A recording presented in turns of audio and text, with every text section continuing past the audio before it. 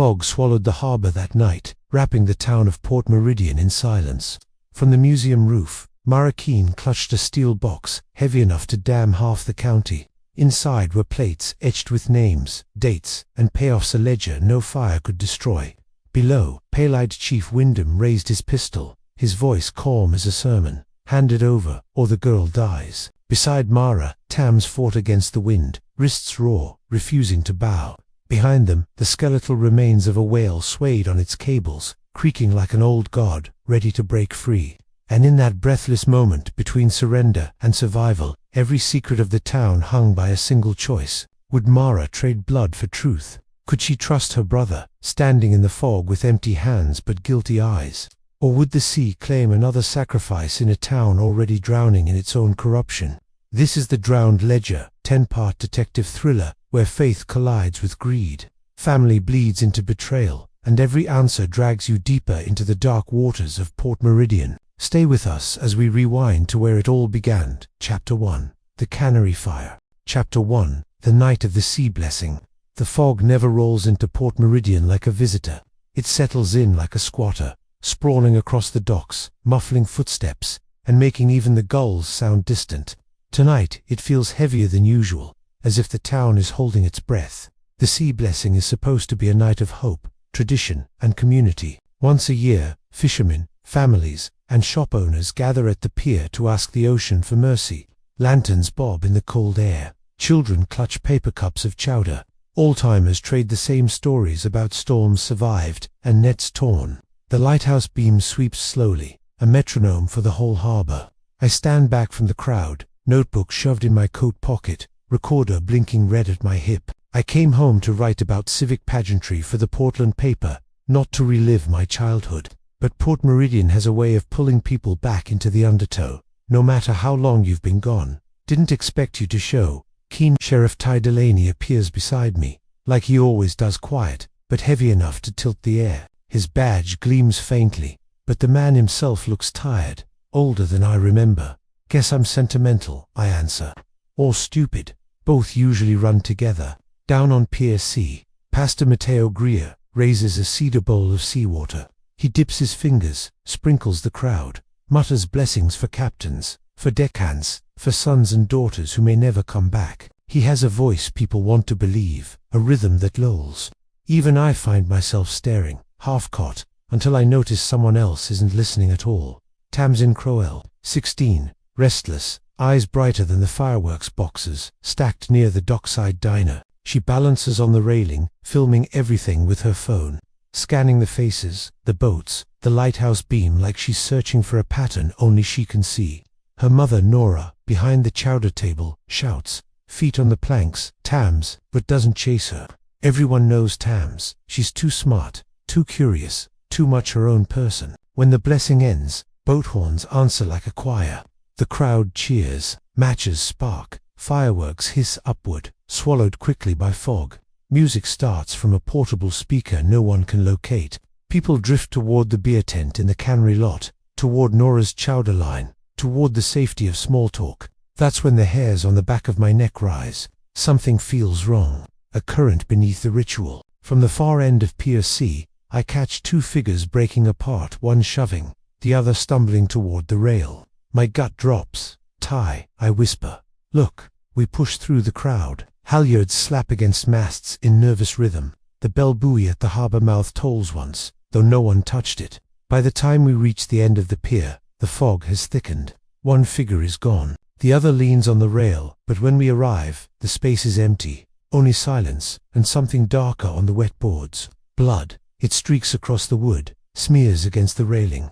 My stomach knots, and tangled around the cleater bracelet. Bright pink, braided nylon cord, dangling a pewter lighthouse charm. I know it instantly. Tamsin's my voice cracks when I shout. Nora. She barrels through the crowd, ladle still in hand. When her eyes fall on the bracelet, her mouth opens, but no sound comes. She doesn't collapse. Coastal women don't give the sea the satisfaction, but the weight in her face makes my chest ache. Connie Laird, the harbor master, takes charge, barking orders, hooks, ropes. Finch, grab a pike pole. Voss, stop staring and move. She's seen enough accidents to know what seconds cost. Delaney radios the rescue skiff, voice calm and clipped, though I see his knuckles white. He turns to me, eyes sharp. Back off, Keene. Not happening, I say, though I take a step back from the slick edge. For half an hour, the dock becomes a machine, men throwing grappling hooks, lines snaking into black water, voices straining against fog. Each splash of iron sounds like hope drowning. Finally, a hook catches. They haul. A crab pot thuds onto the boards, dripping seawater and eelgrass. But inside isn't crab. Plastic sheeting, duct tape, a scrap of plaid fabric. Not a body, but a message. Delaney's jaw clenches. This is criminal. Connie mutters under her breath. Pots as lockers. Again. I snap. What do you mean, again? She doesn't answer. Not here. The crowd presses closer, whispers rising. The air feels brittle, like glass about to shatter. Then my phone buzzes. A new message. No contact name. I thumb it open. A video. Tamsin's face fills the screen, lit only by the glow of her phone. Her voice trembles but stays steady. Mara, if this gets to you, he's not who you think. The whale is a ship. The ledger is real. Don't trust. The clip cuts off. The frame freezes on a yellow slicker, a black crown patch stitched to the shoulder. In the corner of the shot, the faintest glimpse of a rope tattoo curling round her wrist. The time stump, less than 15 minutes ago. Delaney leans over my shoulder. His voice drops. Where did you get this? From her phone. Somehow, across the water, the lighthouse beam sweeps and for half a second illuminates a figure on the catwalk yellow slicker, motionless, watching. Then the fog swallows him whole. My phone rings again. Unknown number. Against my better judgment, I answer. A voice, distorted male. You want the girl? Blue Star Cannery. 20 minutes. Come alone. The line goes dead. They always say, come alone. They never mean it.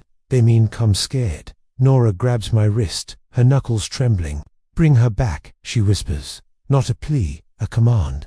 I nod, though every nerve in my body screams no. Ty meets my eyes, hard. If you go, you wait for me at the door. No heroics. Heroics aren't in my contract, I say. I'm freelance. But my heart pounds like it remembers otherwise. As I turn toward the cannery's shadow, looming dark at the edge of town, my phone vibrates once more. This time, not a call, just a live location pin. It pulses slowly on the map, drifting toward the South Jetty. Somewhere in the fog, Tamsin is still moving. Chapter 2. The cannery's breathing walls. The Blue Star Cannery looks dead from the road. But the dead have a way of breathing when you get close. Tin roof, blacked-out windows, a painted whale on the brick, chipped into a grin that knows things. The lot is mostly empty, just a drift of fog and a forklift skeleton. Beyond the fence, the pilings creak like they're talking in their sleep. Come alone, the voice said. I never do. I text Ty, a delayed location, share 10 minutes late. Plausible deniability. I ping Jet, Blue Star, South Door, quiet eyes. He sends back a whale emoji and a bomb. Teenagers speak in hieroglyphs when they're afraid. The side door is chained with a padlock older than my career. I jiggle it anyway. It gives like a man changing his mind. The chain's only for show. Someone's been opening this a lot. Inside, stale, cold, rust. The ghost of fish. My flashlight turns moisture into snow. Almost punctual, a voice says from the dark, and it's not Ty. It's pleased with itself. I sweep the beam. It skates across a yellow slicker and the black crown patch stitched on the shoulder. The man behind it knows how to make light miss his face. He steps sideways and the beam glances off ribs of conveyor belt, off a calendar stuck on a dune that never ended. You called me, I say, keeping my tone conversational, like we're discussing rates. I did. He tips his head at my recorder. Turn that off. It's already off. Good girl. I'm not a girl. He laughs. The ledger, he says. Tell your stories about it being a myth. The whale, rumor, Tamsin, a runaway with a habit and a grudge. You got any more nursery rhymes, I ask, or do we get to the proof of life part? He tosses something that skitters across the concrete and taps my boot. A phone-chipped corner, stickers of a lighthouse and a jellyfish. The lock screen blooms. A live location pin pulsing near the South Jetty. A text banner crawls up from the bottom, salt-smeared but legible. The whale, 3 a.m. Bring the ledger. Nitrogen monoxide. Cops, you have her phone. I say, you think phones are people? In this town, he says, they're better. Footsteps above us, not sneaking. Official. Ty Delaney's voice descends in a calm that makes your heart rate worse. Hands where I can see them. Sheriff Crown Patch says, smiling. Our stage manager. I catch the edge of a wrist tattoo when he shifts rope. Not tight, mean, not a sailor's flourish, a constrictor. The smell of cloves floats off him, sweet and wrong. The same from the pier. He steps backward, and the floor swallows him. A hatch. He drops into the cannery's gut, like he rehearsed it. Two shadows peel off the belt lines and sprint opposite ways.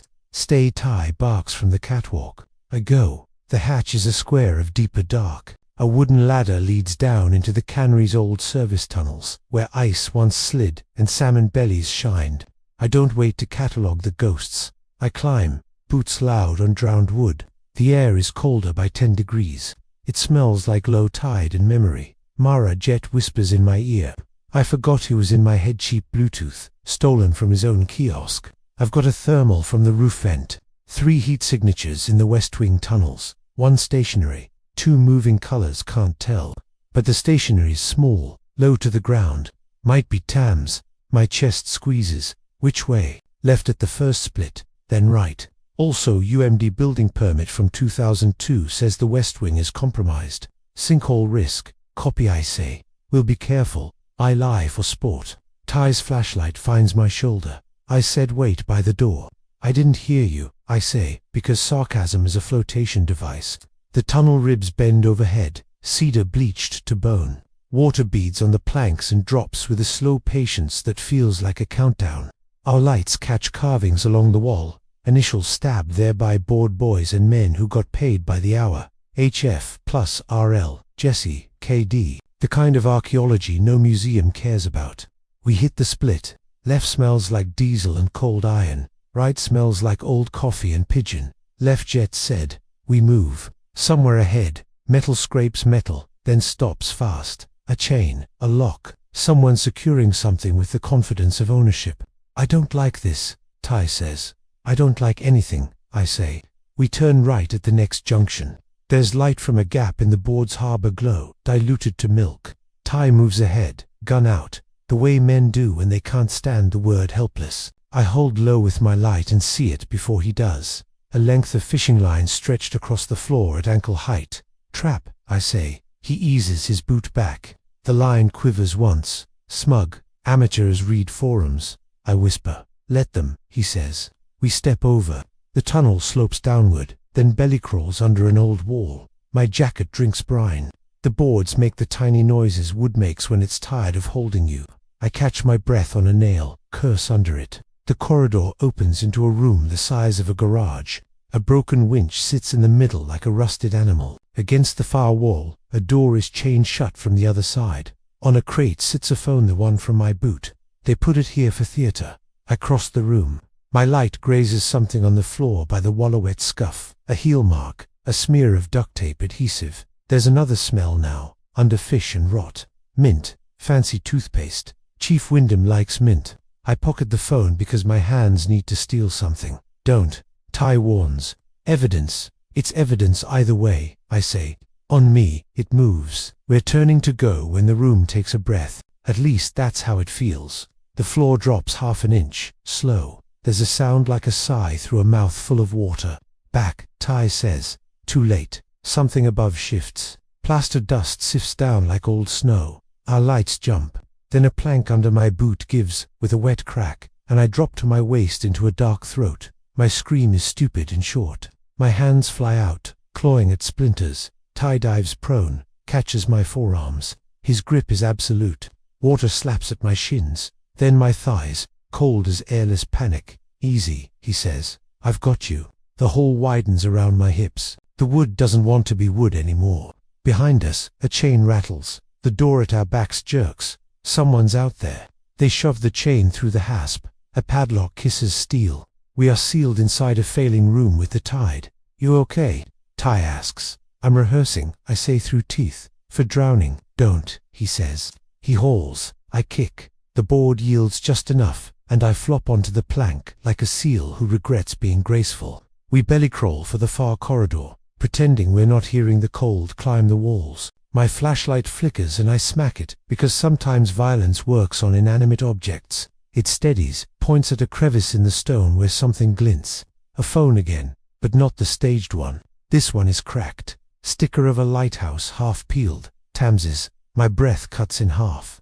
I ease it out of the crevice. Salt water has kissed it to death, but when I thumb the button, the screen ghosts to life enough to show a notification cue. The text I saw on the other phone. The whale 3 a.m. Bring the ledger nitrogen monoxide cops +3 missed voice memos. I tap the latest. Tams's whisper fills the tunnel. Marifis gets to use someone you trust isn't who you think. The whale is a ship. The ledger is real. A catch of breath.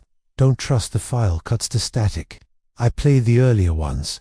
One is just footsteps running over wet boards. Breath in a throat, too small for fear. The other is the camera pointed up through a grate. We get frames of boots passing overhead. A yellow slicker pausing long enough for my light to catch the black crown patch.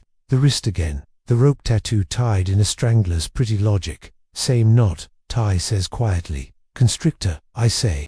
Holds what it wants. The water in the room behind us burps, as if something big just displaced it. The tide doesn't rush here. It considers. It thinks about the math of this building, and the moon, and our lungs. Jet hisses in my ear.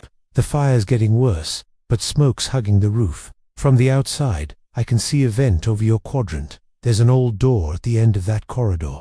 If you can force it, you'll come out by the north pilings. Copy, Ty says for both of us.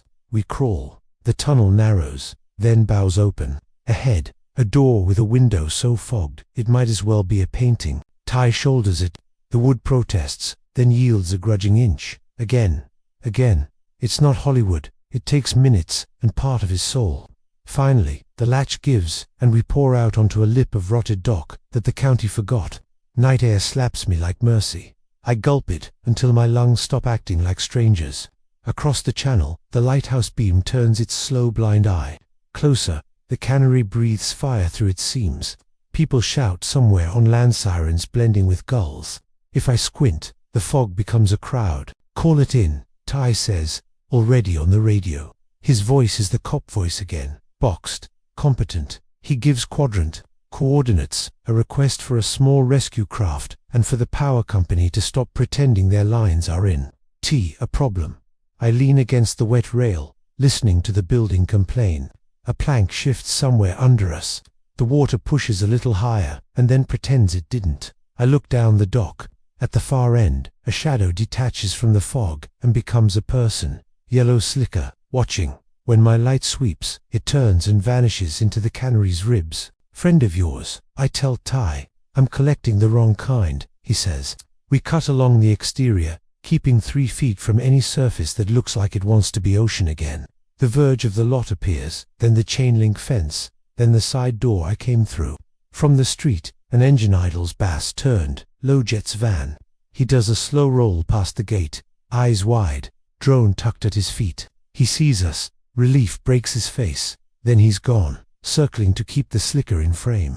Back inside, the tunnels complain more loudly. The chain on the interior door vibrates once, twice. Someone testing their handiwork. Ty points his light at the padlock where it pokes through a crack. He tries the shot. The round sparks and skips. The lock laughs in steel. No good angle. Other way, he says, and we head deeper like idiots who collect mistakes and call them character. We pass the booby trap line again and the broken winch. There's a sound now I didn't notice before. Thent, steady, metallic. A bell, no. A buoy, somewhere outside the wall. We're close to open water here. The cannery's belly kisses the channel. Through a slit between boards, I catch harbor glow and the slick back of something big and black moving slow. The whale. It sits like a bad thought outside the bar, but maybe it sent a smaller cousin inside the channel. A tender, a feeder. My phone trembles with a new notification I can barely read because the screen is spidered and the tunnel hates light. Live location. The pin that was on the south jetty has shifted 300 yards north toward the museum and the ferry dock. Not random, routed. They're moving her, I say, or her phone. Either way, Ty replies, the message is the same. What message? That we're late. The water licks my boot. Not higher by much. Higher enough. The building groans the way elders do when you ask them to stand. It gives, then it doesn't, then it thinks about it. We retrace, looking for the ladder up. The hatch we dropped through is ahead. On the floor beneath it, new footprints print themselves. Mud, then water. Our slicker. He went up, locked us down, and walked away humming. A thud from above. Then a chain rattle. Then a padlock's small, prideful click. Friendly, I say. Ty holsters the gun, rubs his forehead, then uses the beam to scout the ceiling. Vent there, he says. If I boost you, you'll dislocate your shoulder and we'll both drown with style. I say, new plan. I kill my light, let my eyes adjust. Darkness holds shapes if you're patient. I run my fingers along the wall. The boards aren't flush in one place. Someone built a small hatch within the wall decades ago and painted over it with responsibly thick ignorance. Here I say, we work the knife I shouldn't carry into the seam and pry. The board resists. Something behind it resists more. Then the wood gives like it's relieved to have the excuse. A cat-sized hole. A rush of air that smells like tide and creosote. I'll go, I say. You won't fit, Ty says. Flatter than I look, I say, and prove it. I wriggle. Shoulders scraping, jacket snagging, a splinter learning my ribs one at a time. On the other side, my hand finds space the underdock void, where pilings rot and barnacles keep diaries. I wiggle fully through, then turn and hold my arm back through the hole. Give me Tams's phone, I say. He passes it. His fingers squeeze mine a fraction too long. Don't do anything heroic, he says. That's your line, I whisper. The void is a crawl space of wet timbers and old nails. Every move sounds like a confession. My light is a slit. I don't dare more, because anything brighter will make this feel real. I move toward the faintest blue the color docks make when they remember their near sky.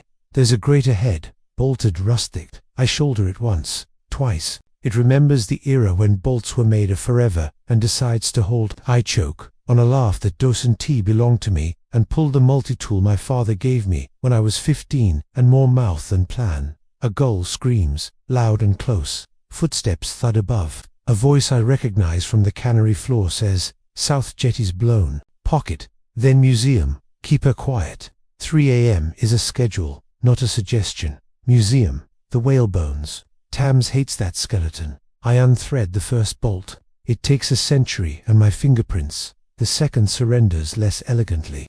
The third won't. Behind me, the tunnel coughs a lungful of water and swallows half of it. Keene, Ty calls, voice low through the wall. Time, buying it, I say, and brace both boots against the frame and haul. The bolt shears, the grate tilts. Cold night air punches my face. I wriggle through onto a beam no wider than my hand. Harbor lights smear themselves on black water. I crouch in a world that doesn't care about my scope. Behind me, through the hole, the tunnel inhales. It's ready to say the only word it knows. Can you get back? Ty asks. I can get you away, I say. I reach back, offer my hand through the gap. Your turn. He angles, shoulders, curses quietly, and then he's wedged halfway, swearing in a vocabulary that makes me miss him. We both laugh, a little manic, because laughter is the only polite thing left.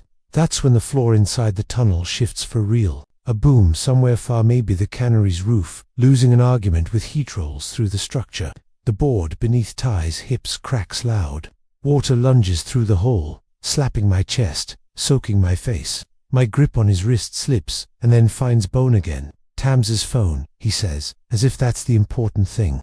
I've got it, I say. Outside, a ferry horn low mourns. Across the channel, the lighthouse turns and turns, steady as a lie. Tams's cracked screen buzzes alive one more time in my pocket, ghostlight painting my jacket. The new message is just 3 words, sent 10 minutes ago from a place she hates. In the whale, the wood groans, exhaling defeat. The beam under my boot jumps a half-inch. Ty's weight shifts, his breath punches my face, and together we tip toward the mouth of black water waiting below. Chapter 3. Ashes of Industry. The ocean doesn't roar when it wants something. It whispers. Tonight the whispers follow us back to the surface, clinging to our skin like salt. Ty and I cough seawater onto the rocks beneath the cannery's north pilings. My hands shake from cold, but the phone in my pocket vibrates steady, as if it were still beating for Tamsin. The cracked screen glows weak. In the whale, the building above us moans like it's tired of lying upright. Fire sirens wail from town, thin, far, urgent. Then the night swells with a new sound, the cannery itself exhaling through every seam. A muffled boom, then another. Move, Ty rasps, hauling me up the riprap. She's going. We stagger toward the lot. A spray of sparks shoots from the roof vent. People shout from the piergles, scattering like ash with wings. The tin panels glow orange from the inside, and the blue star, dead for 20 years, decides to end like an opera. Connie Laird is already there, slick hair plastered by sweat and fog. She barks at volunteer fire crews like she's choreographing a war. Hydrant 3, shut the breakers, keep those lines moving. Her face is a wet map of rage. Chief Ira Wyndham appears at her side, clipboard in hand, like the fire is a town hall meeting. He points, delegates, smiles the smile of a man whose house isn't burning. Arson, I ask Connie when she pauses long enough to hear me. Or some idiot with solvent. She spits. Either way, timing's a symphony. Her eyes flick toward the harbor mouth. I follow her gaze. Out there, in the fog, a shape sits like a mountain that lost its map. No lights, no flag, just patience. The whale. The air shifts with a groan as the cannery roof caves. Sparks leap skyward, swallowed quick. Smoke claws into the fog, turning everything into a grey bruise. We join the bucket line, passing hose, shoving gawkers back. My arms burn, lungs fill with ash and salt. Nora shouts orders at the dockside regulars, handing out towels, thermoses, anything that keeps hands busy.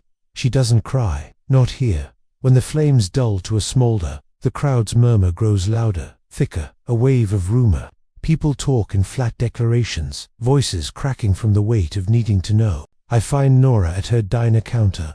She pours coffee like it's medicine. Her eyes look right through me. Tell me, we found her phone in the tunnels. I say. The message said whale, 3A.M, South Jetty. Nora grips the counter until her knuckles shine. She hates the whale bones at the museum. She says, quiet, like it explains everything. She still might be alive. I say. She's moving. Jet slams into the booth beside me with a laptop glowing. A folder named Sandbar blinks open into rows of shaky video. She's been filming containers for weeks, he says. Used my drone. Look, on screen, a crate stenciled Meridian Foods slides across a forklift. 2 men guide it. One's wrist flashes the constrictor, not tattoo. The other wears the crown patch, sloppy, stitched by a drunk hand. In the corner of the frame, a church van idol's logo faded but clear. See Blessing Ministries. Nora's breath catches like a wave against rock. Pastor, I whisper. Jet scrolls. Tams's handwriting scrawled under the clip. Mateo. The diner door bangs open. Wyndham strolls in, brushing ash from his sleeves. The room bends around him, then straightening. Women pretending not to watch. He orders pie like the fire was just weather. Then he turns, friendly, toward me. Miss Keene, he says, need your statement on what you were doing inside the Blue Star before it collapsed. Which part? I ask. The part where I almost drowned, or the part where someone locked me in? His smile doesn't falter. Both. He doesn't ask about Tams, doesn't ask about the whale. His eyes glance at my pocket, the bulge of the phone. Ownership disguised as politeness. Before I can answer, Ty steps in, uniform torn, face blackened with soot. He plants himself between me and Wyndham. Later, he says, we've got a girl to find. Wyndham's smile curdles, but doesn't die. If you leave the harbor without clearance, Sheriff, I'll log it in ink. Do that, Ty says. Spell my name right. Wyndham drifts off, laughing with a man at the counter about fishing quotas. He writes notes on a napkin. Men like him collect paper like knives. The bell jingles again. Nate Keene, my brother, enters, cap in hand. He nods at Nora before me. Respect where it belongs. Then his eyes land on mine. Slip beat you, he says simply, outboard stubborn, but honest. You trust it? I ask. I trust what I can fix, he says. His eyes say more. His eyes say don't ask about the rest. Mayor Bernadette Klein follows in, heels clicking like punctuation. She's untouched by smoke, hair sharp, coat sharper. She surveys the room like it's her kingdom. Insurance will cover the cannery, she says. Redevelopment will benefit all of us, Nora mutters. We'll take chowder over condos. Klein's smile is a knife. Progress doesn't wait for nostalgia. She leaves before the room can answer. Ty checks his watch. We've got less than an hour. Jet swivels the laptop toward us. A satellite view. A dark rectangle sits off the bar. Still there, he says. But smaller boats, circling. We break without more words. Fog thickens, smearing the harbor lights. Boots clatter on the gangway. Behind us, Wyndham's voice cuts through like an old saw. You step onto that skiff without my say. You do it alone. We already had a blessing, I tell him, and climb aboard. The skiff bucks under a snate at the tiller, Ty at the bow. Jet crouched with his drone. The lighthouse beam sweeps, slow and blind, out past the bar. The whale waits, massive and still. Then the cannery behind us exhales one last time. The roof folds inward with a roar, fireball punching through fog. The night glows orange, brighter than day, ash raining into the harbor. Sirens scream, gulls scatter. The town gasps. Nate mutters, "There's no good choice here." I hate those, I say. We aim toward the jetty anyway, while behind us the blue star dies in flame and ahead. The whale hums like a predator too patient to strike. Chapter 4. Jetty of Ghosts. The jetty doesn't end so much as it dissolves stone stacked against a forever problem until the pile starts believing it's a solution. We idle the skiff in its lie, engine coughing low. Behind us, the blue star cannery throws its last embered sighs into the fog. Ahead, the harbor mouth gapes like a throat. Somewhere beyond, the whale waits without a single legal light. Here, Nate says, cutting the motor. Any closer and we grind the prop. Water slaps stone with the slow patience of someone who knows you'll come around. The lighthouse beam swings, skimming off slick rock and iron cleats, then vanishes like it changed its mind. Jet crouches in the bow, thumbs on his controller. The drone hums to life, a dragonfly with insomnia. "Thermal's spotty in this soup," he whispers, screencasting a ghostly smear across his face. "But I've got 2 heat signatures at the tip, one big, one medium. Something mechanical too. Crane, maybe." "South tip," Ty asks. Jet nods. "Yeah, and wait. There's a third blip. Smaller. Stationary." "Stationary," I echo like sitting, he says. "Or tied." My stomach tightens until the world narrows to a single word. Tam's Ty scans the rocks. "We go quiet," he says. "No hero lines, no speeches." "Since when?" I mutter. But I'm already pulling my hood low, tucking my recorder deep. We climb. The rocks sweat. Barnacles right there, diaries under our palms. Every move has sound. We try to borrow less of it than we make. Above, a lantern wobbles, throwing scalloped light across wet boards. Metal clinks, a rhythm with work in it. Someone's lifting, someone's guiding. We creep to the break in the jetty, where a rusted service platform juts over black water. A truck sits half off the stones, tires near the edge, bed stacked with chain, mounted to its frame. A garage-sail crane, all grease and stubborn, hanging from the hook. A shipping container stenciled Meridian Foods, door cracked, light alive inside like a held breath. 2 men in slickers move in practiced lines. One is tall, careful, body turned half away from the world, a crown patch sewn perfect on his shoulder. The other is jumpier, crown patch crooked, shoulders up around his ears like the night's too big. Closer to the end of the platform sits a third figure, smaller, hooded, arms bound to a pipe with silver tape that flashes when the lantern hits it. She's hunched, chin angled, breathing hard enough to move fog. "Tamsin." The sound I make has no word. Ty's hand lands on my forearm and squeezes once. We count the beats together, 1, 2, 3 because action needs a metronome too. "Left," Ty whispers. I take toll. "You get to her." "Copy," I say, even though nothing about this feels copyable. We move. The boards groan. The lantern stutters. The tall man's head tilts, listening with his whole shoulders. I stand. No more crawling. "Tams," my voice darts across the boards and cracks itself open. Her head snaps up. "Mara." She tries to rise, and the tape bites. The tall man turns fully. Light smears his cheekbones and the corner of his mouth. The crown patch is crisp and new. He smells like clove cigarettes and rain. His wrist flashes a tattoo of rope tied into a constrictor, not so neat it looks printed. "Back away," he says mildly, like a teacher board with safety drills. Ty steps into the lantern circle, gun low but honest. "Port Meridian Sheriff's Office," he says, "hands where I can." The tall man lifts his own hand, and the small one of his crew panics, yanking a pistol from somewhere undignified. The shot is more sound than aim. It cracks the night, shreds fog, and wakes every gull in 3 counties. Feathers explode, screaming. I'm already moving, angled for Tams. My fingers hit tape. It's cold and tougher than it looks. Knife, she hisses. I've got it, I say, sawing, smelling glue, feeling the tremor in her pulse. Don't, the tall man says, and his voice is almost weary now. He jerks his chin. The jumpy one scrambles to the crane lever.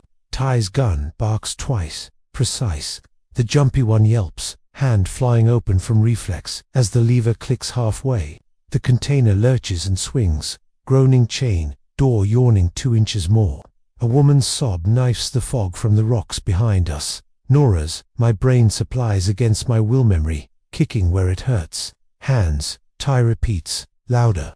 The tall man smiles, with the corner of his mouth. I hate. Sheriff, this late, you're a suggestion. He steps behind a stack of rope coils and a welded cleat, like someone who has run this choreography enough times to add grace notes. I get the tape to tear. It splits with a sound delicious to me, and furious to the night. One of Tams's arms is free. She peels back the rest by sheer force of will. Her wrist is raw where the edges chewed her. Someone taped her like they knew the shape of a girl's struggle. Phone, I whisper. Gave it to them. She spits. Swallowed the card. Spit it when they looked away. Jet's drone buzzes closer. A tiny halo. The lens lowers on the crown patch like it's hungry. I've got faces, he says in my ear. Streaming to cloud. If they shoot me down, they shoot the internet. Nobody can afford that. You sure? I whisper. No, he says. And the laugh that rides it is younger than tonight. The jumpy one staggers toward us, pistol jittering. Tams snatches a rusty hook from the deck and swings with every fight she has ever been told not to pick. It catches his wrist with a meaty thunk. He howls, drops the gun. It skitters across boards, spins, and disappears between slats with a faint final plunk. Down, Ty says, and this time it's a command that remembers prayer. We drop. A second bullet zips where my head just was and chews splinters from a piling. A gull falls out of the dark, insulted. I smell salt and cordite and old fish and the tiny electric signature of fear. Enough, the tall man says. Calm again. He nods at the crane. The jumpy one staggers back to the lever, clutching his bleeding wrist, teeth bared like a cornered animal. Don't, Ty warns. Gun steady. The tall man lifts his chin at Tam's ledger. He says to me, bored. Bring it, and she keeps her head above water. What ledger? I say. He smiles with no humor. The one your father died for. I flinch like someone threw a rock at my sternum. Tams inhales through her teeth. Don't listen, she whispers. He later, I say. We're leaving now. I haul her up. She stumbles, legs, pins and needles after tape. The crane's chain clanks louder, hungry. The container swings out over black, door rattling a little with the pitch. Something inside thumps, or the night wants me to think it did. Stop, Ty barks. The jumpy one hesitates, because it's hard to fight 40 years of people telling you what to do when a man with a badge uses that voice. The tall one doesn't hesitate. He steps forward, reaches, and slams the lever home with the heel of his hand. The chain runs, the hook drops, the container falls. Time does the cruel thing it does when it wants to keep a detail for later. I see the lantern catch the edge of the door. I see a strip of duct tape hanging like a tongue. I see the pink scuff on the lip, where a shoe could have caught. I see water muscle up like a back. No, I hear and realize it's me, raw enough to cut. The container hits with a stomach sound. A wave leaps and slaps us, chill and filthy. The lantern swings wild, throwing our shadows huge on fog. The chain winds, still paying out as the box sinks. Air burping from its crack like the last jokes from a party you should have left earlier. Tams makes a sound I've never heard from a human throat. It's grief and fury and something older, the sound towns make when they remember they're built on bones. She lunges past me, toward the edge. Don't. I grab her, both arms, dragging her back before the sea can take the only girl who refuses to be a lesson.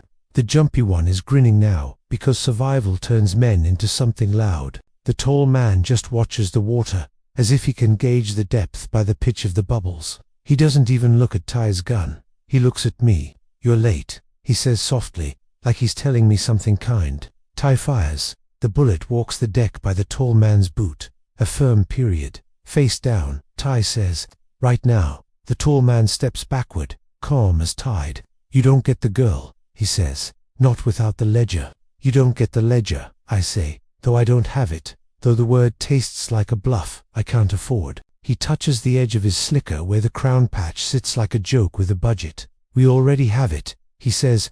We want the other one. Other one.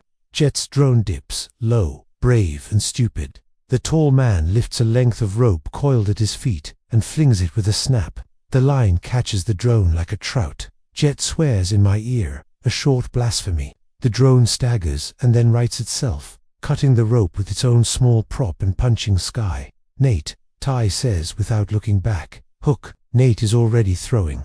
The grappling hook arcs, flash of iron against lantern swing. It bites chain.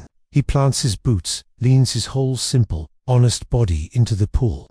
The hook slips, screams along a link, and pops free. He throws again before the last clang is done. It catches the lip of something that isn't chain. He hauls, his arms bunch, his jaw sets. If want were enough, he's already saved the world. The hook skids, bounds, loses. The container is heavy and the sea is a liar. Bubbles spit up and go quiet, the surface smoothing over its sin like it always does. Again, Nate grunts, breath tearing. Waste, the tall man says, almost sympathetic. He steps back once, twice. The fog takes the bottom of him first. 3 a.m., he adds, like the hour is a sacrament. Bring the ledger to the whale, or your town throws a funeral without a body. Again, down, Ty says, moving to close, gun-trained. The tall man obliges in his own way by not being there. He turns into the fog and becomes a rule. Men who run always choose the direction where they already forgiven. The jumpy one bolts the other way, feet skating on slime. He hits a coil of rope wrong, goes down hard, and rolls off the edge. The splash is adequate. Some part of me hopes the cold wakes him up. The rest hopes it remembers him. Lights, Ty, snaps. I swing my flashlight beam wide, hunting the tall man's slicker. The fog eats my light and returns it as soup. The beam catches the edge of a wrist for a single, surgical second, the tattooed knot around it tightening as his hand closes on a ladder rung. Constrictor holds what it wants. Tams, I say, already moving to the skiff. We go now. Now, she echoes, voice shredded. She's shaking hard, eyes furious and bright. She looks small and older than me at the same time. We slide, scramble, half fall down the rock face. Nate's hand is there where it needs to be, big and steady. He hauls us in. The skiff rocks, breathes, remembers it's a tool. Ty vaults last, landing clean, gun already holstered. We lost him, he says, not apologizing because he doesn't do that when there's still work. Not for long, I say. My pocket buzzes a ghost in a cracked shell. Tam's other phone, the one we fished from the cannery, wakes like it sensed the moment. A live pin blooms on the map, pulsing offshore now, north of the bar. The label is a lion known, but the shape it moves with isn't. It slides along a path that's less a line and more a habit, heading for the point where the lighthouse can't see. The whale, Tams whispers, reading over my shoulder. They told me 3 a.m. Schedules are sacred, he said. Her mouth twists like church. Nate guns the engine. It coughs, then commits. Spray needles our faces. The lighthouse beam sweeps behind us, a blessing that doesn't know where to land. The cannery's glow fades to an ember. Ahead, open water flexes its back and dares. Hold, Ty says, and it's not for us, it's for fear.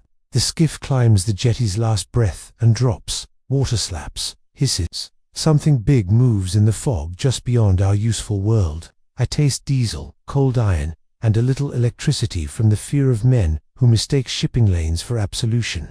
Behind us, on the platform we just left, a lantern fails and dies. In the brief last lick of light, I catch one more detail and file it where grief goes. The pink cord of a cut bracelet snagged on a splintered board, swinging like a metronome for the wrong song.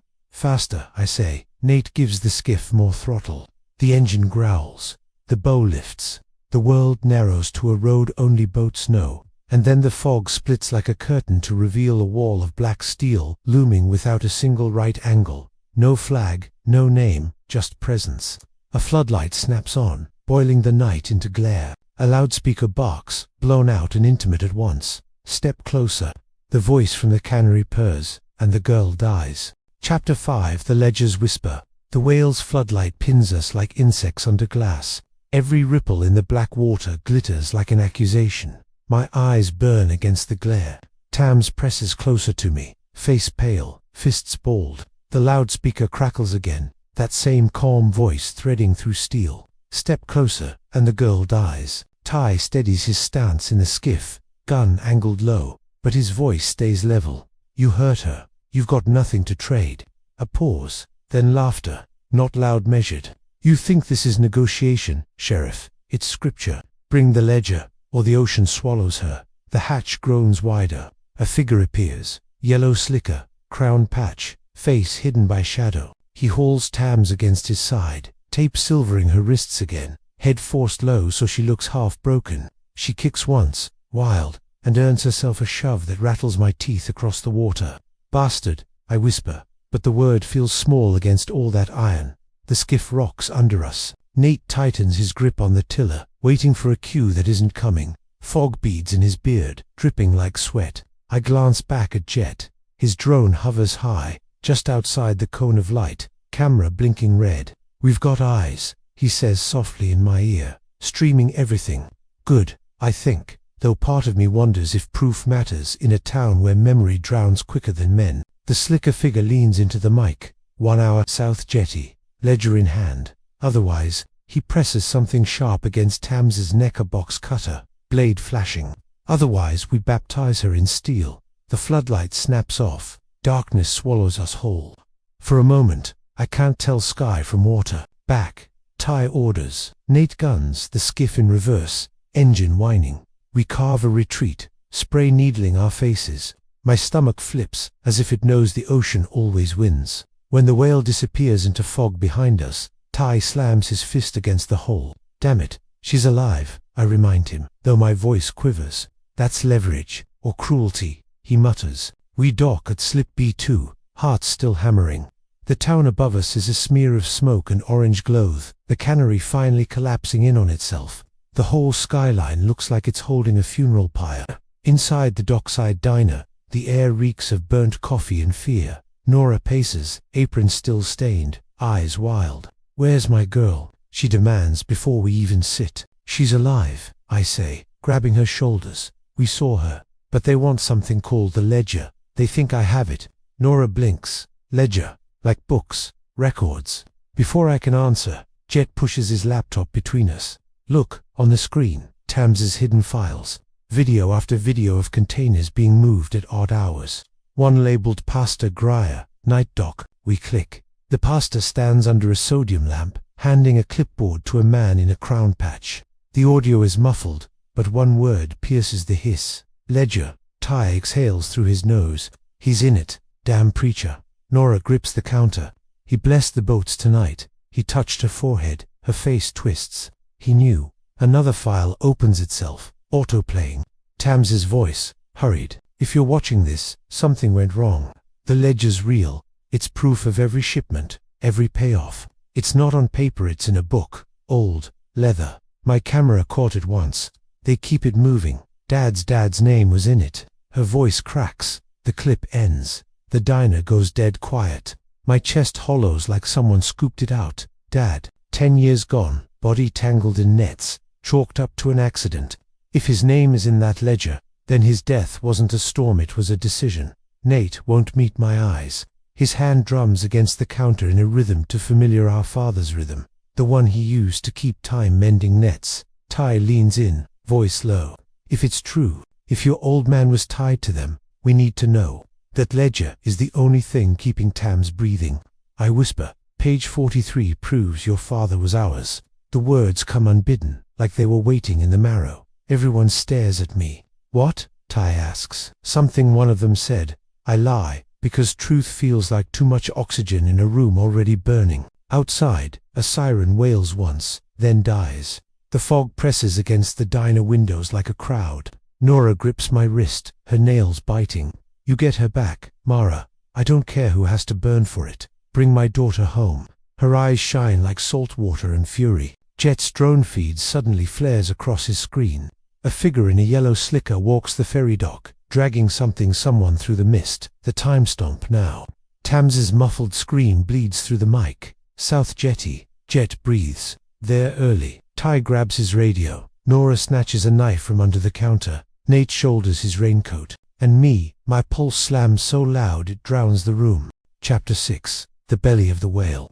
The ferry dock is a stage swallowed in fog, and the feed on Jet's laptop freezes like a bad Omenulo slicker, crown patch, a face I almost recognize before the screen flickers black. My stomach knots tighter than rope. There, early, Jet repeats, knuckles white on the keyboard. Ty checks his watch. They want us off balance, make us run. Nora slams a paring knife into her counter, hard enough to rattle mugs. You don't run, she hisses. You bring her back. I can't look at her, not yet.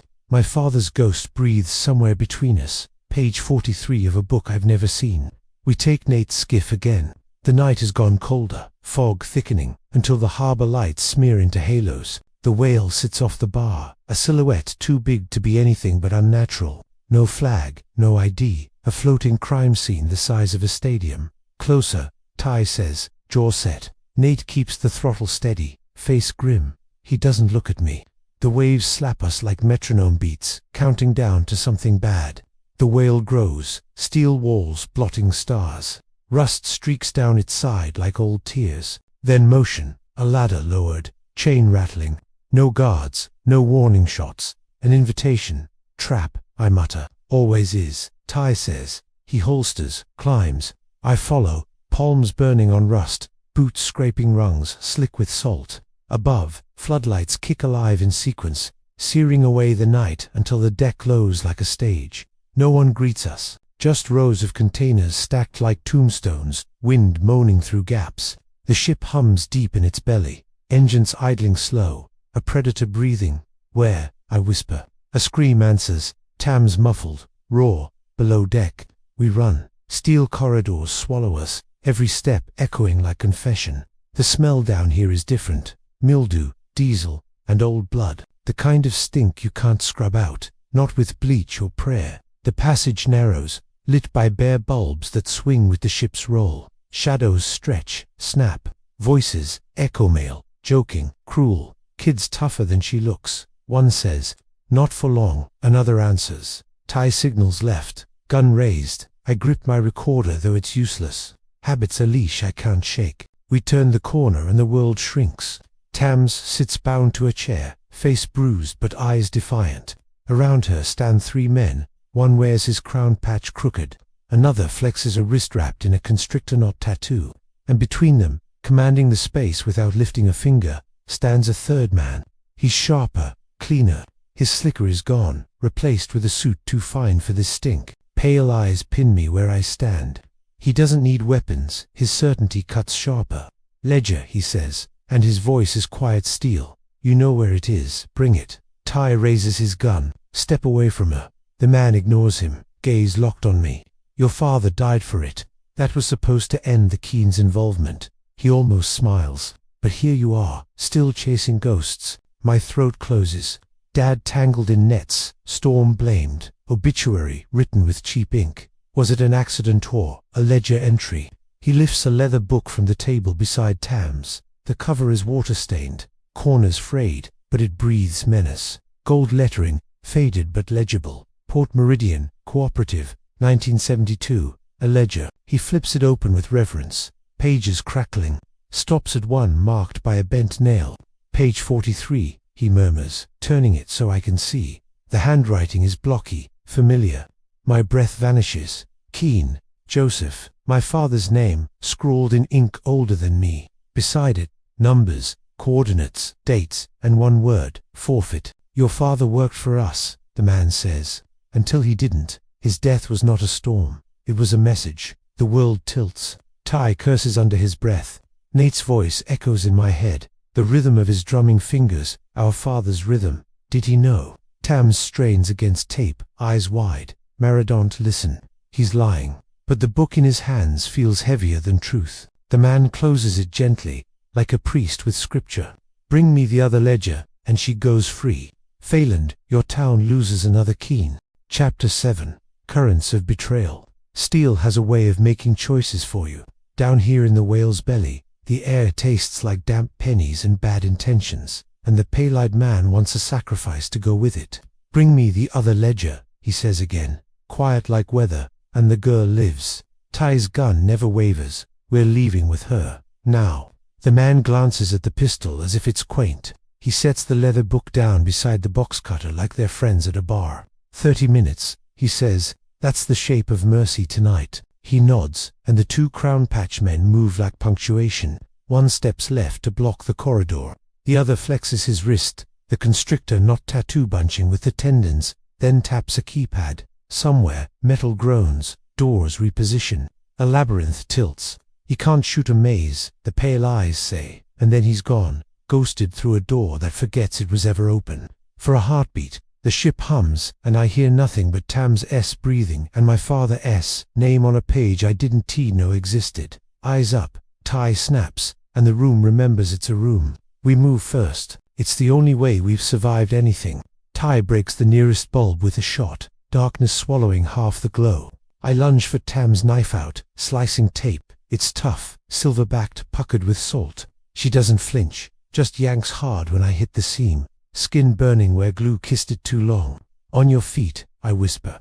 Already there, she says, and she is stumbling for a second as blood rushes back, then catching herself on pure anger. The crooked patchman lunges. Ty meets him with an elbow that would have made my father proud on a dock in '98. The man folds around it, air barking out. The tattooed wrist comes next, grabbing for my hair, my jacket, anything. I drive my thumb into the hollow under his ear. He curses in a language that never made it to church. We are all animals when steel shifts under our feet. Go, Ty grinds, shoving us into the corridor, left, then right. The whale inhales and exhales pressure. The bare bulbs swing. Diesel breathes through the ducts, warm and nauseous. Alarms hum just below hearing. A ship's nervous system asking if it should be afraid. Jet's voice glitches in my ear, joy wired to fear. I've got you on thermal for maybe 10 more seconds. To heat sources closing on your 6. Take the service stair. It dumps you portside near a maintenance ladder. Copy, Ty says. We run. Steel stairs bite through our boots. Every landing smells different. Bleach, oil, older versions of bad choices. Tams clutches the banister with raw wrists and grins at me like she refused to break and wants me to know it. You okay? I hiss. Define okay. She pants. Alive, I say, angry. Her laugh snags on a sob. Yes. At the second landing, motion shadow peels from shadow yellow slicker, without the hood, crowned patch sewn on straight. He steps into the light, face angled, and time drops out from under me because I recognize the cheekbone, the scar at the mouth, the weight he puts on his left leg. Nate, I say. My brother does not look surprised to see me. He looks tired, and guilty, and older than any tied chart. He lifts a hand that is not holding a weapon. Don't shout, he says softly. Please. Ty angles to cover him, hands where I can see them. Nate shows him empty palms. I'm not here to hurt the girl. You already did, Tams says, voice a rasp of rope. If I tried to hide you, he tells her, and it's so wild my brain stalls. After you filmed the transfer, I knew they'd come looking. I put you in a box I could find again. I was going to pull you out when they're tied. He swallows the rest, because even he can hear how stupid hope sounds when you put it next to steel. You dropped that container, I say. The words grind my teeth on the way out. No, a small sharp shake of his head. He did. He flicks his eyes down the corridor toward the place the pale-eyed man disappeared. They made it look like the only move. Ty keeps his gun steady. Fear moves like current. You learn which eddies to avoid. You're in the crown, he says, flat. Nate gives a laugh with no joy. I'm in debt, he says. The crown is a patch you wear to make debt a uniform. His eyes flick to me. You left. I stayed. The bar doesn't pay what it used to. The boat leaks. Men I owe don't sleep, I thought. I thought I could keep it on the edges, move a box, tie a knot, not see what was inside. And Dad, I ask, knife still hot in my hand. Did you not see that either? His face goes strange. All the boy he was dragged out into the man he is. He wore the patch, he says, barely sound, before you made it a curse. He wore it because he thought he could fix it from inside. He stopped showing up, and then the storm wrote, your obituary for you. My throat shuts. The stairs tilt. Ty steps infinitesimally closer, enough for me to feel the decision in him one cuff. One read line that won't be read because we will not be able to stomach it. Don't, I tell Ty, and my voice surprises me by not shaking. Not here. You want to walk him out, Ty says, thin with anger, past 3 men with knives and a captain who thinks God is an acronym for his bank. I want my brother to tell me the way out, I say, because I'm selfish when the night gets this small, because grief plus logistics is my mother tongue. Nate nods like he knew that was the only move I had left, he says. Then the painter's passage. It'll stink like turpentine. There's a ladder to the catwalk that skirts the refrigeration bay. Take it. You'll come out by a maintenance hatch near port midships. There's a David there, and an emergency skiff if no one has stolen it yet. And you? Ty asks. I'm going back, Nate says. To them Tams spits. To the only place I can disappear without you watching me drown, he says, and I hate him for being right. Why help us, I ask. Because you're Keenes, he says, and we don't let each other die in the dark. Tell me where the other ledger is, I say. Not the leather one, the one he wants. Nate's mouth twists. He looks at Tams, and then at me, and finally at where the ship's ribs cut the world into coupled lines. They called it the Steelbook, said you couldn't burn it, said it was in the whale. On this ship, Ty asks. Nate shakes his head once. No, the other whale, the museum skeleton. Tams's terror, since 3rd grade. I feel the shape of the answer lock into place like a bolt, reluctant but obedient. Footsteps echo down the hall behind Nate. Voices, pale eyes, grammar, men shaped by orders. He glances back, then at me. Go, he says. Please. Tams leans in, eyes like knives. You dropped me into the mouth of a thing that eats people, she says. I won't forget that. Nate nods, taking the blow. Don't, he says. Remember it every time you run. Ty nudges me into motion. We pass Nate close enough that I smell rope and salt and a sweetness under it that I sent him. Cloves, the Crown's cologne. My stomach turns. He doesn't touch me. He doesn't try. Tell Mom I was a fool, he says. She'd say that's not news, I answer. And then we're past him, down the painter's passage, where turpentine peels your sinuses, and the ship hums louder, as if turning to listen. 2 levels up, a catwalk clings to the wall over a cavern of refrigeration units. Frost ghosts the pipes. Our breath looks like we're confessing it. Tams moves carefully, hands numbed, but there's a set to her jaw that says she'll make a new religion out of this if she has to. Jet's voice returns, thin and high, like a little god that ran out of battery. Your time window is garbage, he says. You've got 2 minutes before 3 blobs hit your route. I can kill power to Deck B for 30 seconds. Use it. Do it, Ty says. 3, 2, now. The lights stutter, then die. The whale becomes a cave. Somewhere, a generator coughs. We move in that 30-second dark, with the confidence of people who swear they were born for blind corridors. Tams's hand finds mine, bones and salt and fury, and squeezes once. I squeeze back. My heart remembers a steadier tempo for 5 seconds, then returns to its panic song. We find the maintenance hatch. Ty shoulders it. It gives cold night, slaps our faces. Harsh noise-wind gull. Siren far inland. The cannery finally going quiet. Below, black water. 10 feet down, the emergency skiff rides on davits like a last good idea. Down, Ty says, and we go at a rung slick as acceptable lies.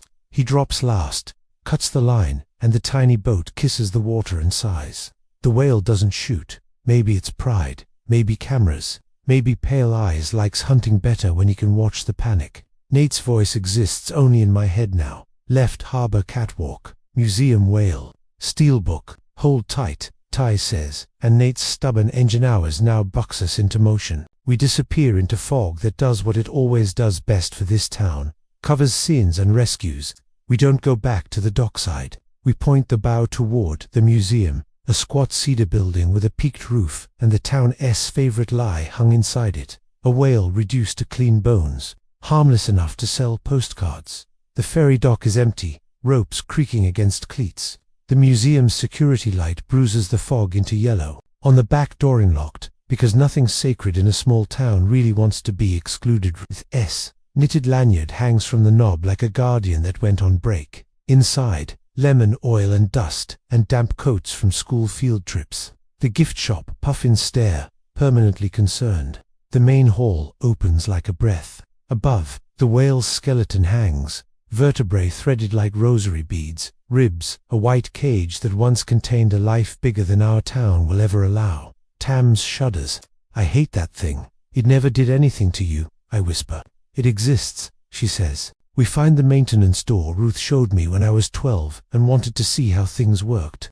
The catwalk above the whale is steel-grated, narrow, perfumed with old paint and stale chips. Our footfalls are a new exhibit. Look for something that doesn't belong, Ty says. Flashlight low, crown sticker, fresh bolts, anything. It takes less than a minute, because criminals always believe their tricks are cleverer than they are. At the far end, tucked near the pulley system used to hoist a jawbone for school assemblies. A grey locker sits where blueprints say there should be nothing. A crown sticker, 3 points and a dot, peels at the corner. Subtle, I murmur. Ty pries it.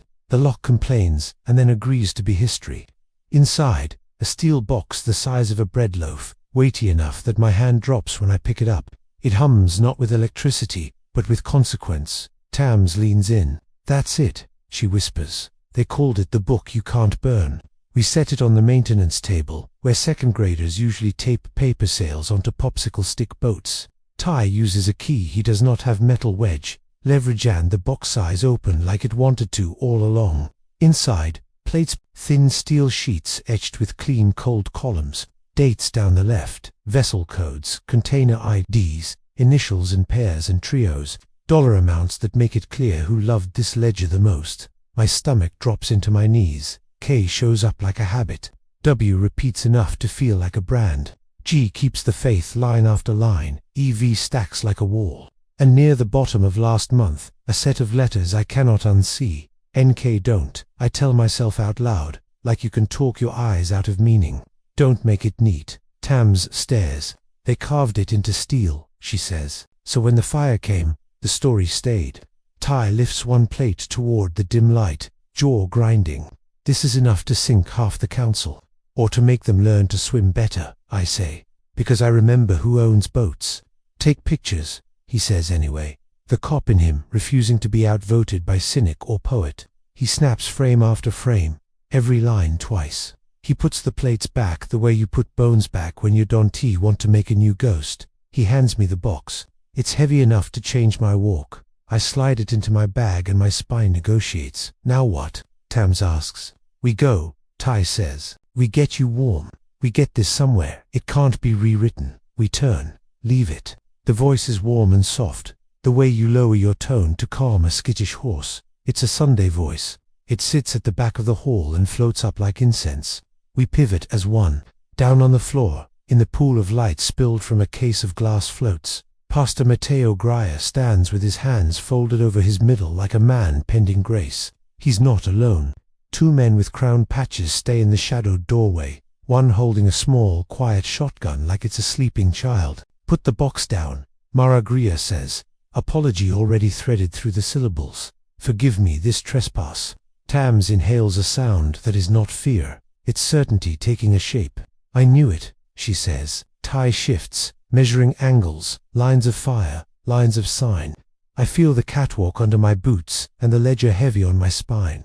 I remember my father's name on page 43 and the word forfeit like a theology tattooed wrong. Pastor, I say, don't do this. He lifts his eyes to the whale's bones, as if they were a ceiling he could ask for advice. I already did, he says. Chapter 8, The Tithe. The museum is a church when it wants to be, and tonight it wants to be. The whale skeleton hangs above us like a congregation of bones, the ribs arching into a cathedral ceiling. Fog presses against the windows. Every creak of the old cedar beams sounds like pews shifting, waiting for the sermon. Pastor Matteo Graia doesn't raise his voice. He doesn't have to. His words float up, carried by the whale's hollow spine. Lay down the box. Mara, it doesn't belong to you.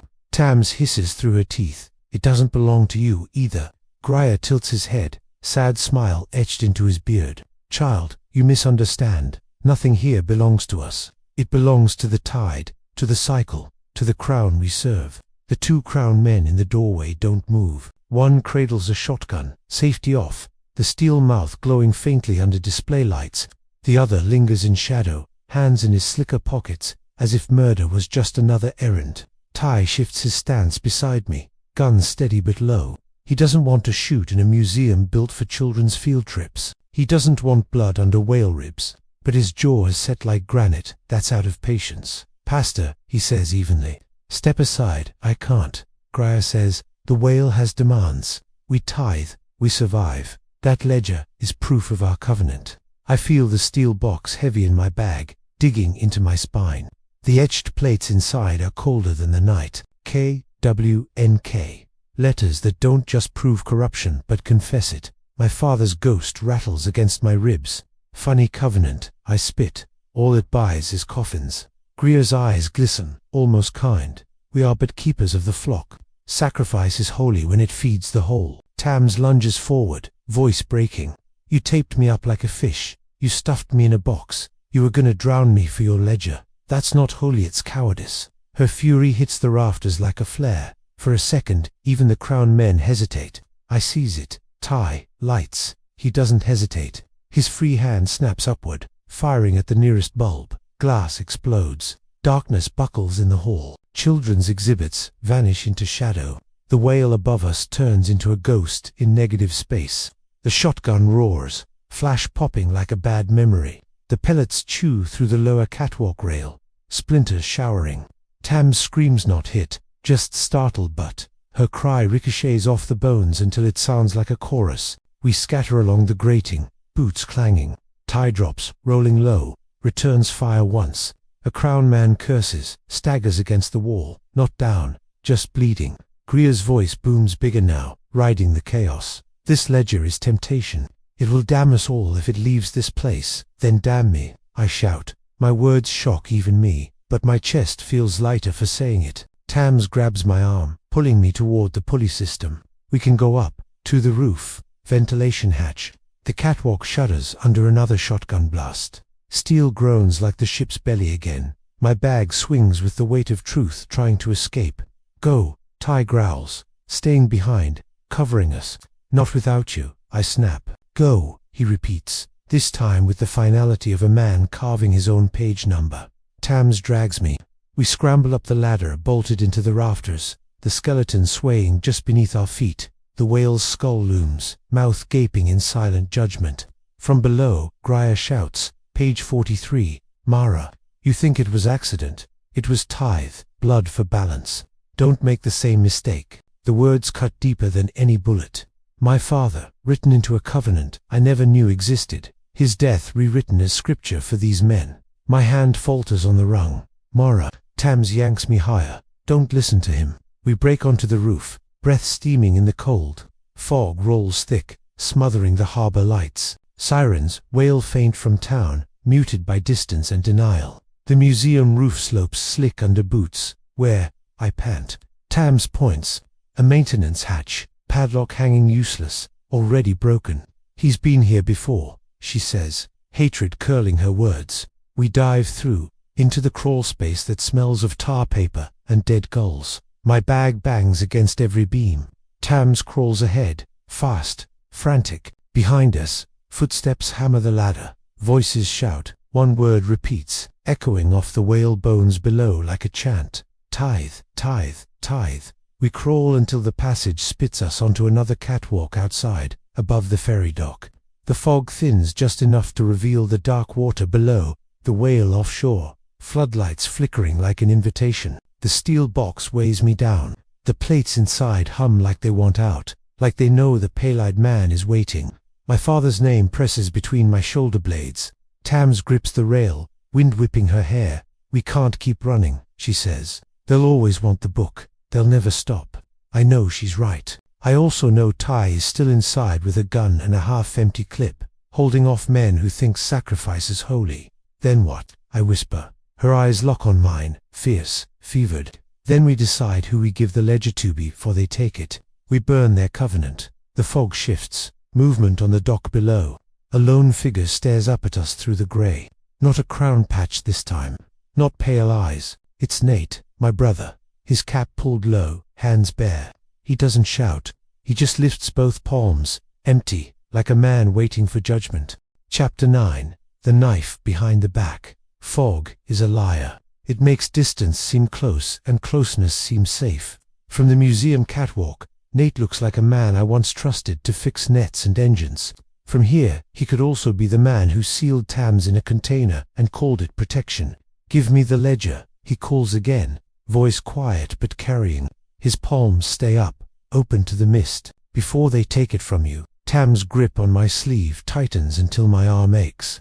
Her whisper is sharp enough to cut. "If you hand him that box, we're finished." Ty isn't with us. He's still inside the museum, holding back Pastor Greer and his Crownmen disciples with a half-loaded gun and stubborn resolve. My chest burns knowing every second we linger up here costs him more blood, more breath. Nate shifts his weight. He doesn't reach for a weapon. He doesn't shout. He just waits. And patience has always been his trick. He once sat 16 hours for a halibut line that never twitched, just to prove a point.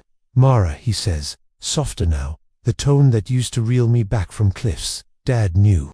He was inside this before you were old enough to spell ledger." Page 43 wasn't just his damnation, it was his decision. He gave himself up so we could stay. I feel the weight of the steel box in my bag, heavy as regret. Forfeit, the word etched next to my father's name, crawls down my spine. Did he offer himself, or was he erased and rewritten into scripture after the fact? Tams shakes me. "Don't you dare believe him. He's part of them." Below, Nate lowers his hands slowly. His face tips up, fog curling around his jaw. "I'm part of us," he says. "I stayed, Mara. You left. Someone had to keep Mom fed, keep the boats afloat. I thought I could steer it from inside." "You thought wrong," I snap, but the words taste more like grief than anger. A gunshot cracks inside the museum. Echoes bounce through the whale's ribcage. I flinch. Tams gasps. Then silence, too heavy to mean safety. "Ty," I whisper. Nate looks back toward the doors, then up at me again. "He's buying time you don't have. They'll circle this place, flush you toward the dock. The whale's waiting. If you keep that ledger, they'll take you with it. If you give it to me, I can bury it where even the crown won't dig. Or you walk it straight back to them." Tams spits. His eyes flash hurt or anger. I can't tell. "You think I haven't bled enough already? I watched them drown a man for missing a shipment. I scrubbed blood off nets before you ever asked what Dad did for money." The fog thickens again, swallowing half his face. My knuckles ache from how tight I'm gripping the catwalk rail. Tams leans closer, voice trembling but sharp. "Mara, if you want me to live, you have to choose right now. Him or me." Below, Nate spreads his arms wider, exposing his chest. "Shoot me, Mara. If that proves I'm one of them, shoot me. But if I'm still your brother, give me the ledger. Let me end this before it kills you." The box in my bag hums against my spine, the weight of etched steel plates holding decades of corruption. Ty's absence roars louder than any gunshot. Tam's eyes blaze with fury, with fear, with a plea I can't mishear. My mouth is dry, my hands shake. The word forfeit rattles like a bell. "I can't trust both of you," I whisper. And the truth is, I don't know if I can trust either. Chapter 10. The lighthouse's last beam. Clapping carries in fog. Each slow smack folds the night another inch. Down on the dock, the pale-eyed man steps out behind Nate like a magician revealing the rabbit was yours all along. "Lovely tableau," he says. "Sister, brother, proof, choice." The wind flips his coat, not a slicker, a suit that doesn't belong to this air. Mint rides it, clean and chemical, a habit he wears like a badge. "Nobody claps at funerals," I say. He smiles without showing teeth. "That depends on the deceased." Tams leans into me on the catwalk, whispering like wind through a keyhole. "That's him," cannery voice, the one who said page 43. He steps closer until the museum's security light does the unkind thing and paints his face clear. Pale eyes, tidy hair, a jaw you'd trust if you didn't know better. He's looked at my reporter's badge before, like it was an amuse-bouche. He's looked at this town like it was a ledger line. He looks at us now like he's still all three. "Chief Wyndham," I say. He dips his head as if I pronounced a title. Somewhere inside the museum, glass breaks and a shotgun answers. "Pastor Greer has found his choir." "Miss Keene," Wyndham says. "I'll need that box. We have a covenant to honor."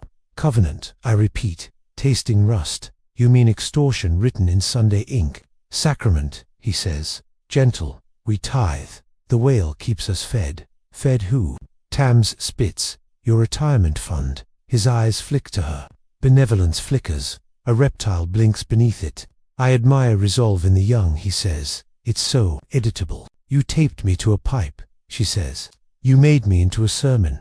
Necessary theatre, he murmurs. On the dock, Nate doesn't move. He stands in the triangle of light and fog and bad timing like a man who knows the right direction is the only one that will hurt. Ira, he says softly. First names, don't do this. Wyndham's gaze licks over him like a tally.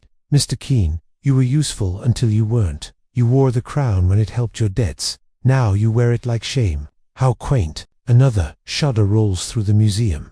Ty's voice barks once. Precise. A blast returns. Silence eats what it can. I press my palm to the steel box in my bag. Plates hum, a hive of numbers and scars. I can feel my father's name in there like a burr under language. Forfeit as doctrine. K as policy. W as author. Wyndham opens his hands like a pastor about to bless the bread. You've already taken photographs, he says, and I flinch because vanity loves to be seen. Good. That means the plates are simply leverage now. Give them to me, and I end tonight without more blood. He glances at Tams, as if she were a variable you solve with a minus sign. The girl goes home.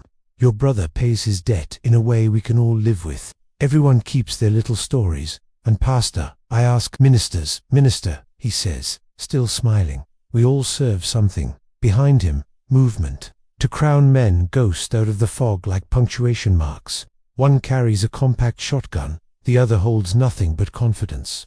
They angle crescent around Nate like a parenthesis. You don't want to be inside. Don't, Nate says without heat. We won't, Wyndham replies. If Ms. Keene has learned to be practical. I unzip my bag and the night inhales. Tam's fingers dig crescents into my sleeve.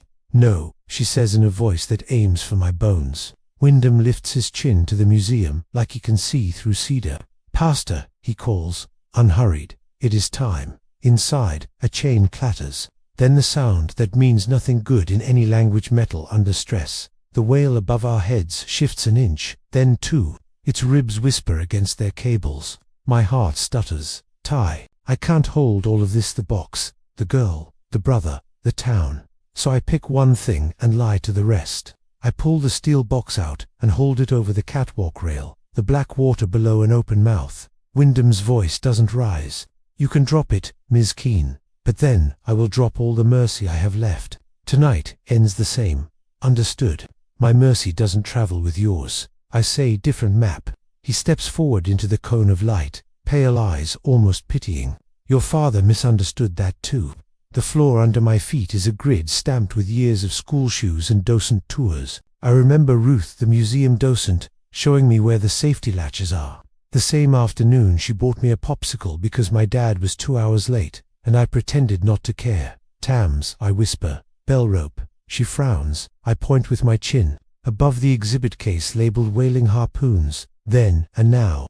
A pull rope hangs from the emergency alarm. Red tag, bleached pink by sun. I don't have a free hand. She does. The world pauses long enough for a girl to choose. She bares her teeth, reaches, and yanks like she's ringing a church. The alarm doesn't wail. The museum is too small for electronics that modern, but the motion triggers an old relay, and the winch that holds the whale's jawbone in its teaching position shudders. A steel pin skates, pops, and the jaw swings a foot in the dark like the start of a nod. Below, Pastor Grier looks up with his mouth open, astonished to see his own ceiling move. No, he says, and it's the first time his voice sounds like a person's. Now, I tell the universe, and Ty obliges like he heard the prayer through smoke. He rips the release on the other side, and the skull swings fully on its cable, arcing like a pendulum. The motion yanks the catwalk frame we're standing on. It bucks once, hard. The steel box jumps in my hands. I pretend to fumble. I don't. Every face below snaps to the box instinctively. The shotgun follows hands. The crown man with confidence overcorrects for weight and drops 3 inches of attention. Ty steps out of the shadows like a failing light bulb and fires. The shotgun hits the floor like a stupid idea. Pastor Grier flinches back into his church voice. The crown men scatter. I don't drop the box. I throw it upward over, not down so. It clatters onto the higher grating above the jaw. It skids, catches a bent bolt, and sticks, 2 feet out of reach. Perfect. Every equation changes at once. Wyndham's mask loosens half a centimeter. "Pick it up," he says pleasantly. To Nate. Nate doesn't move. He looks at me like we kids, and I just dared him to jump from the top of the ferry dock. "Don't," I tell him. He breathes once like it's the last cheap thing he can afford, and shakes his head. "No." Wyndham sighs. "Then we're done with courtesy." He draws a pistol from under that civilized coat and lifts it toward the catwalk. Tams is faster with a bad idea than most men are with a good one. She snatches the loose end of the Jaws guide rope, throws her weight backward, and the skull swings again, a white sickle. It crashes into the air between us and the dock with a sound like a museum, as heartbreaking. The catwalk shivers, a rib bone cracks, slips its clamp, and falls 6 feet to the floor, smashing the wailing then and now case into glitter. The shot goes wild. Ty is moving, cold and controlled, closing his angles. Grier fumbles for his sense of holy. A crowned man lunges for the ladder, hands scrabbling. Wyndham steps into the falling glass like it was built to make him dramatic and aims again. Steady, as if nothing in the world can change his mind but his own mind. Nate moves. He doesn't tackle or grandstand. He walks into Wyndham's line like a person stepping into rain, not brave so much as decided. The first shot catches him left of center, high. He staggers. The second takes him through meat he can afford. He doesn't fall. He keeps coming, hand out, and he smashes Wyndham's wrist against the railing, hard enough that the pistol remembers gravity. They go down together. Fists, teeth, an old dock fight rewritten in a museum. The crowned man with the lost confidence grabs for an ankle and finds Ty's boot instead. It meets his face like a planned thing. Grier shouts something about covenant and tithes and storms. He reaches for the fallen shotgun. Tams beats him there by a breath and boots it under the dredge sled like she has been clearing tables all her life and some messes just belong on the floor. I climb down one rung, then another. Then I jump the last 4 because patience is out of our budget. Wyndham gets a hand on Nate's throat and squeezes like he knows knots because he does. Nate gurgles, and I hear my own heart break like a sound the sea taught me. I hit Wyndham across the temple with the jaw release lever. He looks at me, surprised like I just pronounced a word he didn't know I knew. He lets go. Connie Laird's voice cuts through a new door I didn't know the museum had. "Hands up, you dumb saints." She arrives with 2 harbormen and a coil of rope she could use to tow a house. Her hair's a wreck. Her eyes are joy. "Wyndham," she says, and says his name like she's spitting fish bones. "I told you a long time ago I'd see you on your knees." He wipes blood from his eyebrow and finds a smile anyway. "Harbor master," he says, "you're out of your jurisdiction. Tonight," she says, and flicks a glance at Ty that marks the world into before and after. Jurisdiction is a conversation. Cameras. Jet announces in my ear. I didn't know he was still there. I forgot the universe held kindness. Power's back on.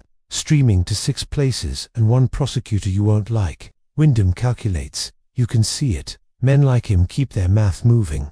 It's what pulls the tides in for them. He looks at the box above, at the girl, at the gun by his boot. He looks at me like a page he can't edit. And then he runs. We chase, out the museum, into air that tastes like metal and weather. Fog tears. Wind lifts. The lighthouse ghost stands ahead, spine straight, lamp casting its slow, blind argument. Wyndham takes the stairs 2 at a time. We are right behind the girl, the cop, the harbor, the sister. Halfway up, the ocean decides it wants to be the other character. A squall knifes in from left field, rain like thumbtacks. The steps go slick with the memory of all the men who ever thought they were steady. On the catwalk, Wyndham turns sharp, pistol recovered, breath steady. He could have been an actor.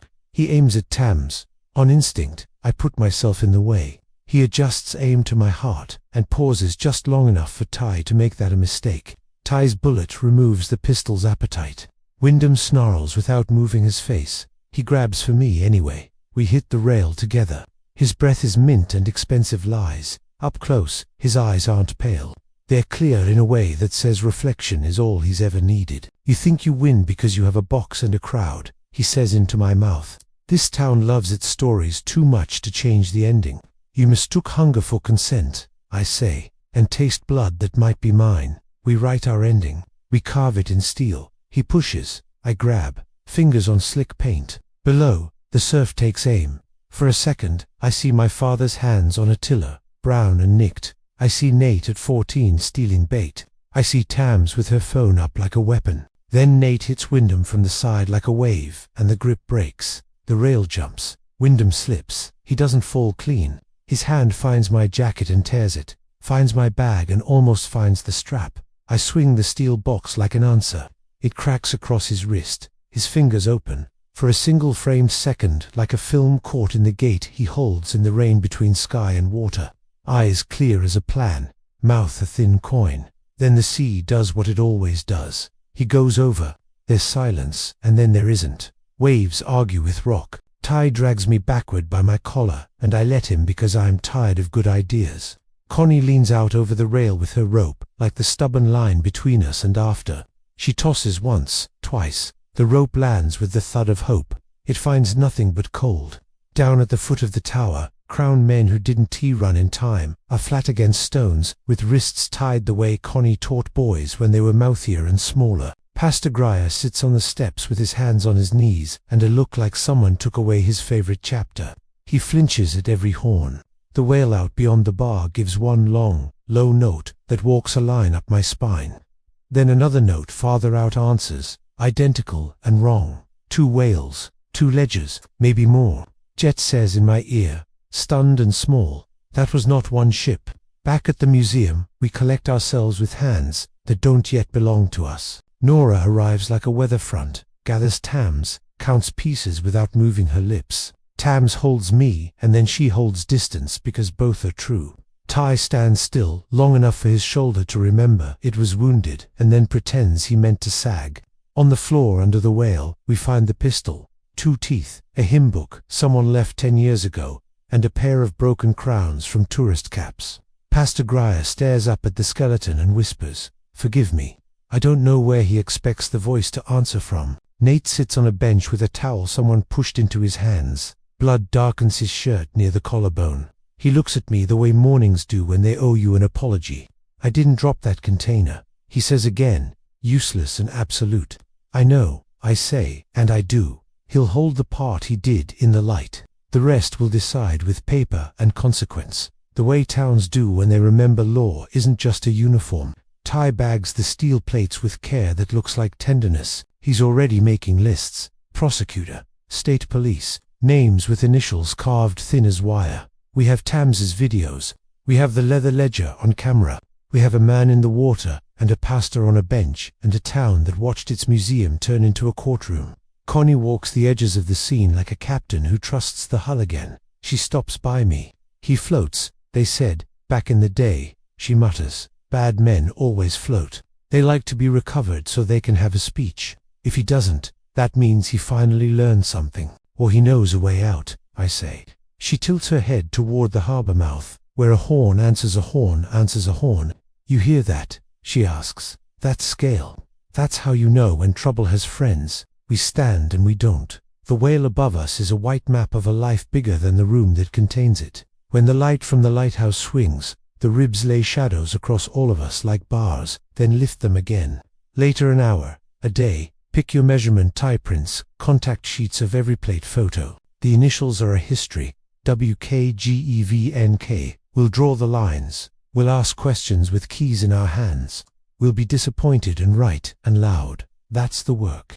I sit on the museum step with a styrofoam cup of Nora's coffee that tastes like forgiveness if you never had the real thing. Tams leans against the doorframe, bruised and stubborn. She scrolls her own footage like a rosary. I'm going to cut this into 10 parts, she says. 1 a night. Let them watch what they built. You'll make them famous, I say. They already were, she answers. They just called it office. Nate stands, sways, then steadies. He looks at Ty. I'll come in, he says. Tell it clean. I don't want my page to be a sermon someone else writes. Ty nods like a man who still has a spine and a town. Good, a gull lands on the cannon out front like history is a perch. The fog lifts enough to show a slash of horizon, then lowers like a curtain that didn't like what it saw. Out beyond the bar, one horn dies away and another begins, retreating or regrouping. Hard to say. In my pocket, my father's lighter is warm from the museum lamps. I flick it. Flame, small and arrogant. I hold it up under the jawbone like someone lighting a candle for a person who believed in weather more than saints. Between two plates of steel in evidence bags on Ty's lap, something glints, a reflection. I catch my face in it for a second, and Dante looked like a person you'd de-trust to bless a harbor. That's fine. I'm not the one they should have trusted with that anyway. I think of Wyndham's hand tearing my jacket and missing the strap. I think of a ledger book from 1972, and a word carved next to my father's name by a man who thought ink could make a tide. I think of the whale's horn cannon in the dark, call and response with ships I can't see. When the lighthouse lens turns, it throws one last beam across the harbor before the bulb hums down for maintenance. Between cycles, between nights, for an instant, everything in Port Meridian is outlined, sharp the diner sign with one letter burned out, the cannery's ribs black against a sky that's tired of holding them up. The museum's whale hung like a memory that still makes the room breathe. The light passes, the fog closes, and somewhere out past the bar, a ship we Dante have a name for, yet answers the whale with a horn that sounds like laughter. I lean my head back against cedar and say it out loud, so I can take it back later. We not done. Tams nods, mouth set. Good, she says. I hate bad endings. The tide turns. That's its job. The ledger in its bag makes no sound at all, which is how you know it's true.